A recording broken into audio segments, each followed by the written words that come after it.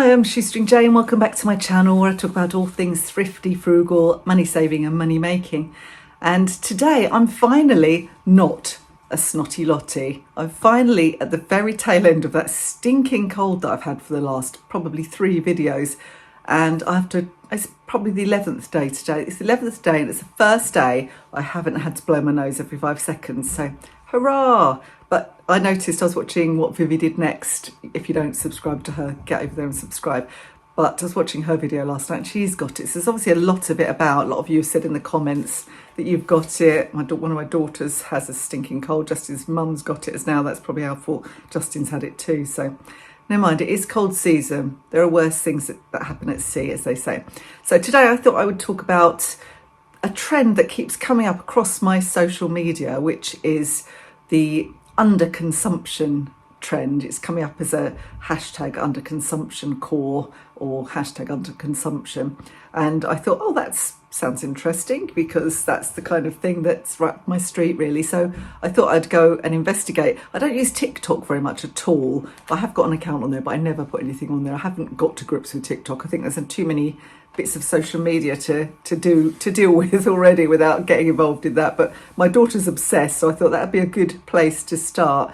So I did have a look, and it seems to be younger people who are maybe thinking about, I don't know where they're coming from, what direction. It wasn't clear what direction they were coming from, really. Some of them, I think they've just jumped on a bandwagon, but they are scaling back, not buying as much. They are using up what they've got, and there's lots of beauty type people using up the makeup they've got rather than continuously buying more makeup when they've still got drawers and drawers of this stuff. Just buying less and do mending. And there's a few people mending stuff as well, I noticed. So basically, what us frugal people have been doing for years and years anyway, they are kind of re-embracing that, which is a good thing. So I'm overall encouraged by it. I think it's a good thing, and I just hope it's not just a trend, because people love to be on the latest trend, don't they? They love to, join everybody else and be a lemming, and without really considering it and really understanding the topic and why it's an important topic to consider at the moment. And I think it really is, because our planet is in absolute crisis. It really is, and we are just blindly, and our leaders are not encouraging us to do this, and really it's got to come from them anyway. There's only so much we can do as individuals, but just blindly carrying on buying endless stuff, just endless crap, plastic, things made of plastic, things being transported for right across the globe, and stuff that's just lasts 5 minutes. It's such poor quality, or isn't really necessary or wanted in the first place, and just ends up in landfill. And it's taken all those resources that we haven't got enough of. Hello, Lola. It's taken all those resources to produce and to transport, and then we've got to find somewhere to dump it. And it's worrying, really. And I've got to the point now where I'm almost like, okay, what can I do? I'll do what I can do, and I won't worry about everybody else, because in the end, everybody gets the same messages. They know this is happening. Thank you, Lola. That people are choosing just to bury their heads in the sand and ignore it. And you look at what's happening really over the last couple of days, the last couple of weeks, with the storms in America, and what's happening with the storms in Florida today. And I know they've always had storms, and they've always had a storm season, and there's always been extreme weather events, but they're becoming so commonplace now, and they never used to be. And this has got to be as a direct result of global warming. So all of our activities keep warming the globe. We keep doing it, keep burning fossil fuels. We are constantly just producing crap, as I say, and buying crap. And as consumers, we can do something. And if that means jumping on this bandwagon and using hashtag underconsumptioncore, or whatever you want to call it, on all our socials, then so be it. That's a good move as far as I'm concerned. It just seems to be a new trend that is normalising what used to be normal. So when I grew up in the 70s, we didn't have loads of stuff. There wasn't that option to have lots and lots of stuff. And it was quite a tough time economically, and we didn't have loads of extra cash to spend on loads of stuff anyway. So it's just kind of getting back to what was always normal. I mean, unless you're a king, you just didn't have masses of extra money to just spend crazily. Most people just had enough to survive, didn't they? And maybe it's also a reaction to all of those beauty hauls and fashion hauls that we've been getting for so many years, which, you know, I was looking at really with dismay. And I know I do the odd haul, but mine are charity shop hauls and they're second hand. So, you know, it just seems, I've always been very uncomfortable with it. And I'm wondering now if the younger generation are starting to question it a little bit. And I really hope that they are, because they have to, you know, something has to stop. I've been watching Hannah Alonso. She's really, really good. If you haven't checked out her channel, do. She's very, very good. She's an ex-teacher and she explains things really, really well and does some great videos. And she has been doing a series on influencer insanity, and I've watched all of the videos. That's what kind of made me think about doing this video today. And honestly, jaw-dropping, some of the influences that she comes across and what they say and what they do, and the example they're setting. I mean, I look at it and just think, well, it's not going to affect me. It doesn't influence me. Those influences don't influence me, but they do influence some people and will probably influence themselves by other people doing some same crazy stuff. So one of them was doing a thing on self-care. I'll try and link her self-care video below.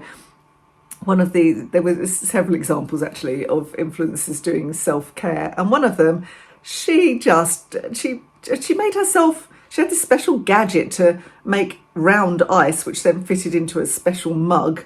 And then she had a drink that she got out of a fridge that had all colour coordinated drinks, like several of the same. And she took that drink up to her bath and she lit 3 or 4 candles, all perfect, all new. And she had a special cushioned bath mat, and then she put about 20 bath bombs and different products in her bath. I was thinking, I'd need a shower to get that off if I sat in that much stuff, so much product on your hair and your skin, that it was just demented. I was just thinking, are you actually telling people this is a normal way to be? She had, one of them, I don't know if it's the same woman, had a face towel warmer. So you had to have a gadget to warm your face towel up, and a separate towel warmer for your body towels.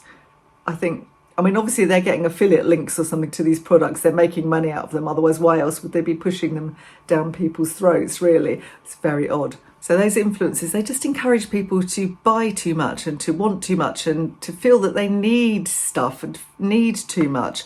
And, you know, I've seen influencers they've got rooms completely full of makeup, just full for makeup. Just, you know, how many lipsticks can you possibly use? They'll have like 100 lipsticks all in just a slight different shade, almost like you'd gone into the MAC counter in the local store, you know, probably more. And I know they get a lot of these things for free, but then they just keep them all. It's just like, look what I've got. I've got all this pointless stuff. How many nail varnishes do you need? How many shades of foundation could you possibly use in a year, you know, before they start going icky because they're made of oil, and in the end it starts to go rancid, doesn't it? So it's that kind of thing's always made me feel uncomfortable, as I say. And then you get there was this one really lovely girl. She's local to me actually, and I liked her videos to start with because she did a lot of like going to charity shops, upcycling things, and really clever. She was really, really good.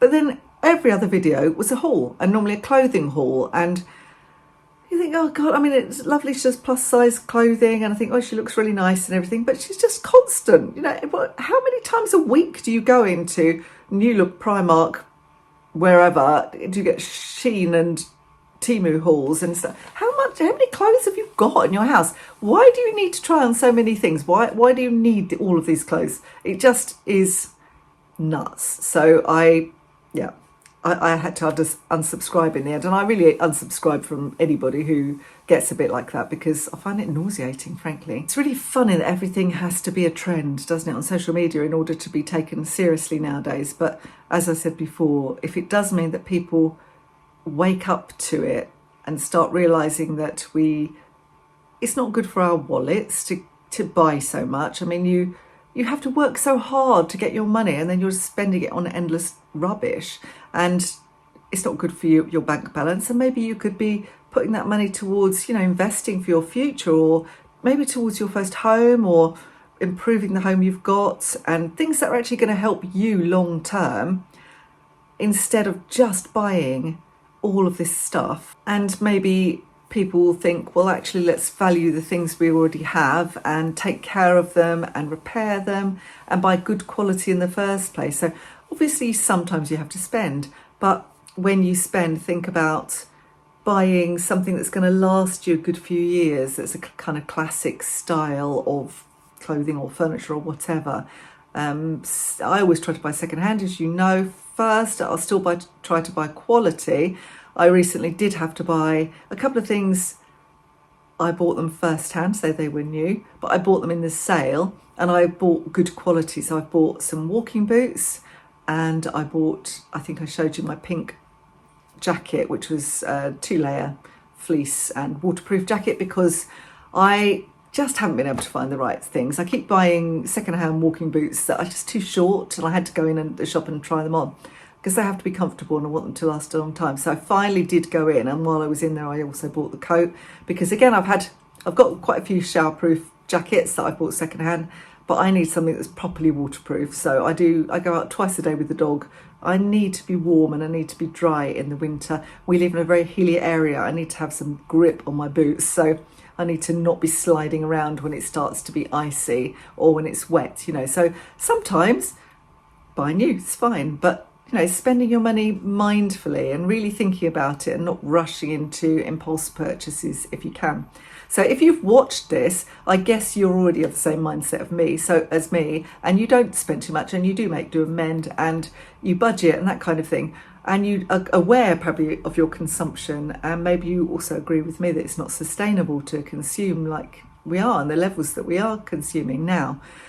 So maybe you could start the conversation with some of your friends and family. And I always think, well, I'm always a bit embarrassed because I don't want to come across as holier than thou. I say this as someone who talks to the camera, but you don't have to watch me, you can clear off. If I've got my friends sitting in a room, I don't want to feel like I'm lecturing them, and I'm sure other people feel the same way, but at the same time I think it's good to start those conversations and to say, no, I'm trying to avoid plastic, and this is what I'm doing, and I'm riding my bike rather than going on the car. I've got quite a lot of friends who do that kind of thing anyway, but have the conversation, don't be embarrassed about it, get people thinking about it, get your youngsters looking at that hashtag underconsumptioncore, and get them thinking about it and using up what they've got and not just buying endless more crap basically. So anyway, what do you think? Let me know in the comments below. Are you of a similar mindset? Do you despair all of those hauls and the beauty influencers? How do you look at Hannah Alonso? Have a look at that. Honestly, have a look at that self-care one. You will be gobsmacked if you haven't seen it already. And the rest of her series as well. This stuff's going on, but if you don't watch, you don't subscribe to those people, you don't fully appreciate it. I don't think I certainly didn't. So have a little look, have a chat with your family and friends, get the conversation going, and let's just kind of make it normal. Let's make underconsumption the new normal and forget overconsumption. Anyway, if you enjoyed this video, please do give me the thumbs up, and don't forget to subscribe to my channel, and I will see you next time. Thanks for watching. Bye for now.